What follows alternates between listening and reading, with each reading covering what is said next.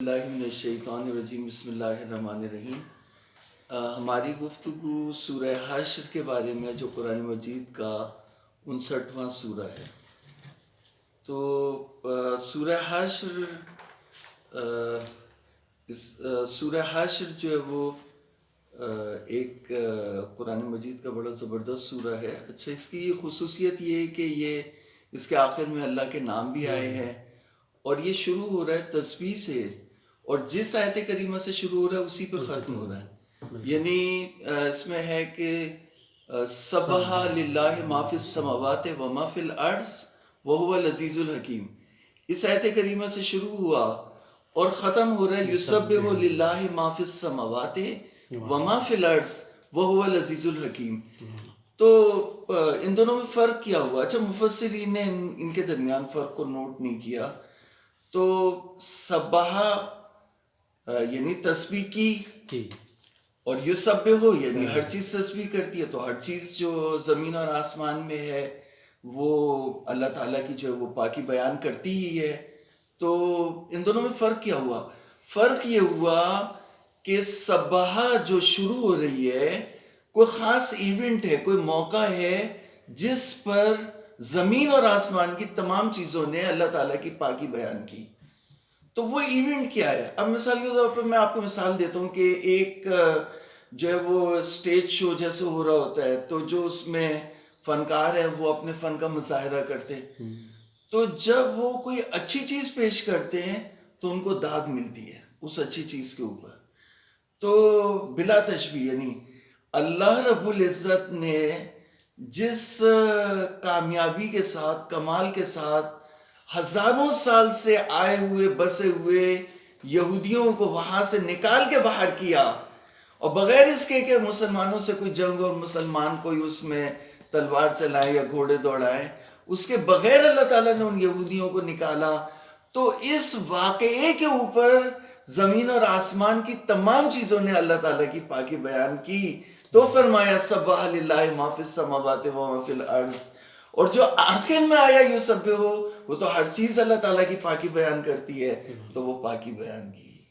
تو یہ فرق ہے ان دونوں میں کہ یہ جو سورہ حشر ہے یہ بنی نذیر کو جو جلا وطن کیا، اور یعنی وہ بظاہر تو مسلمان سامنے تھے، لیکن بنی نذیر کو جس طرح سے جلا وطن کیا اس پہ یہ، اگر آپ اس کو دکھائیں تھوڑا سا، یہ اس کے جو وہ 5 پیراگرافس ہیں نا، اس کو دیکھ لیں، پکڑ لیں جی، یہ ہو گیا نا۔ اس میں آپ دیکھ رہے ہیں کہ 5 پیراگرافس ہیں سورہ حشر کے جو ہے نا۔ یہ اس کو ہم ایک ایک کر کے جو ہے وہ ڈیفائن کر دیں گے، ٹھیک ہے، ٹھیک ہے، تھینک یو۔ تو پہلا جو پیراگراف ہے، اچھا اس سے پہلے کہ پہلا جو پیراگراف ہے وہ بنی نذیر کے جلا وطنی کے بارے میں، پہلی سے 5 آیات جو ہیں وہ جہاں پہ هو الذی اخرج الذین کفروا من اہل الکتاب من دیارہم لاول الحشر۔ جب پہلی جو بات ہے وہ سورہ حشر کے بارے میں کہ حشر کو حشر کیوں کہتے ہیں۔ یہ حشر جو ہم کہتے ہیں کہ مرنے کے بعد زندہ ہوں گے، تو وہ بھی حشر ہے۔ تو ایک ترجمہ جو ہے وہ حشر کا اجتماع سے بھی کیا ہوا ہے، لیکن اجتماع میں کیا ہوتا ہے کہ ایک نظم و ضبط ہوتا ہے، ڈسپلن ہوتا ہے اجتماع کے اندر، لیکن جو ہجوم ہوتا ہے، اگر میں اس کا ترجمہ کروں ہجوم سے، تو ہجوم میں کسی طرح کا کوئی نظم و ضبط نہیں ہوتا، بلکہ انتشار ہوتا ہے، پھیلے ہوتے ہیں، بکھرے ہوئے ہوتے ہیں، ہجوم ہے۔ تو اللہ رب العزت نے جب پہلی مرتبہ جلا وطن کیا تو ان کا ہجوم لگا، تو اسے کہا اول حشر، اور جو دوسرا حشر ہے ان کا وہ تو مرنے کے بعد ہوگا، سب کا ہوگا، ان کا بھی ہوگا۔ تو ان کا جو اول حشر ہوا اس وقت ہوا جب ان کے گھروں سے نکال باہر کیا گیا، کچھ ان میں سے شام چلے گئے، کچھ وہ فدق چلے گئے، کچھ خیبر چلے گئے، تو زیادہ تر جو ہے وہ شام چلے گئے، یہودی واپس چلے گئے۔ تو اس طرح سے جو ہے وہ، تو اسے جو ہے وہ والا حشر نہیں ہے، ہاں وہ والا حشر نہیں ہے۔ اور بعض مفسرین نے اس میں بھی غلط فہمی پیدا کرنے کی کوشش کی کہ کیونکہ پہلا حشر شام میں ہوا تھا تو قیامت والا حشر بھی شام میں ہوگا، تو ایسی کوئی چیز نہیں ہے. ٹھیک ہے نا، ایک مرتبہ صلوات پڑھ لینا. اللہم صلی علی اللہم صلی محمد. علی محمد. تو یہ تو بنی نذیر کی جلا وطنی کے بارے میں ہوا. اچھا، اس میں ایک چیز جو بنی نذیر کی جو جلا وطنی ہوئی، تو اس میں اس کا بیک گراؤنڈ یہ بیان کیا گیا. شبلی نعمانی نے بھی لکھا، اور شبلی نعمانی کے علاوہ جو ہے وہ انہوں نے بھی لکھا. تفسیر علی ابن ابراہیم قمی نے بھی لکھا. تو ان کے 3 قبیلے تھے مدینے میں، بنو قریظہ، بنو قینقہ اور بنو نذیر. اور جو خیبر کے یہودی تھے وہ فاصلے پہ تھے، تو 4 ہو گئے ان کو ملا کے. مدینے کے اطراف میں 3 تھے.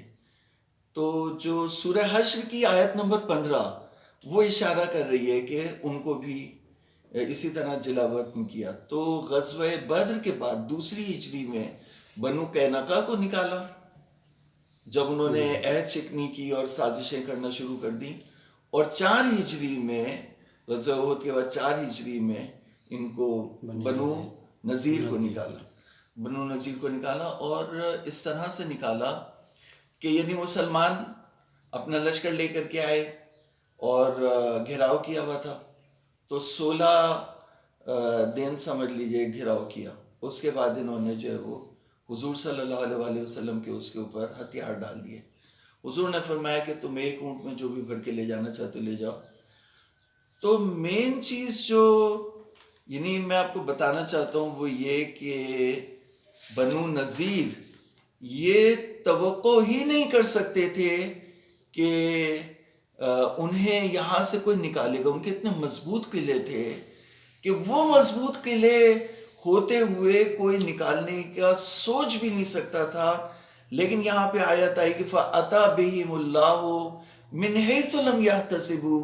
اللہ تعالیٰ ان کے پاس آیا اس طرح سے کہ وہ سمجھ بھی نہیں سکے، یعنی اللہ تعالیٰ کا امر آیا. اور اس میں پھر یہ بھی بتایا گیا ہے کہ اگر اللہ تعالیٰ نے ان کے لیے جلا وطنی کو نہیں لکھا ہوتا تو اللہ تعالیٰ انہیں جو ہے وہ اسی دنیا میں پھر عذاب دیتا یعنی یا قتل عام ہوتا ہے ان کا، یا کوئی اور سزا انہیں ملتی.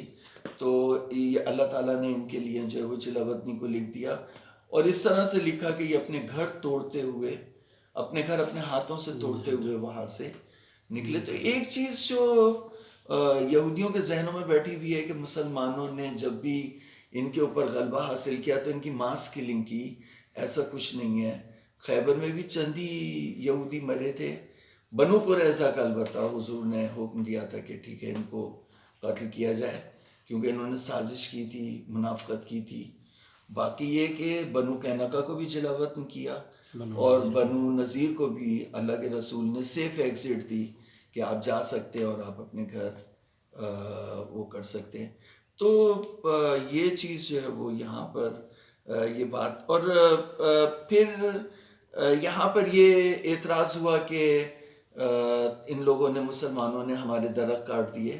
تو وہاں پر بھی وہی نے جواب دیا کہ ما قطعتم من لینۃ او ترکتموها قائمۃ علی اصولها فباذن اللہ.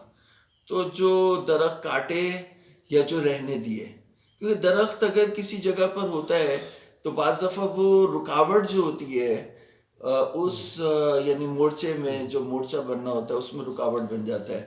اور بعض دفعہ جو ہے وہ دشمن کی شان و شوکت کو ختم کرنے کے لیے بھی جو ہے وہ یعنی اس کو کاٹنا ضروری ہوتا ہے.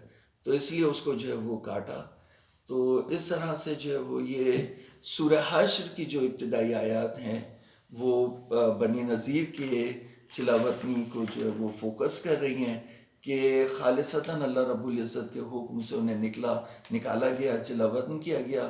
اور اس میں اللہ تعالیٰ نے ان کے دلوں میں روب ڈال دیا مسلمانوں کا، اور اس کے نتیجے میں جو ہے وہ ان کو نکال دیا گیا.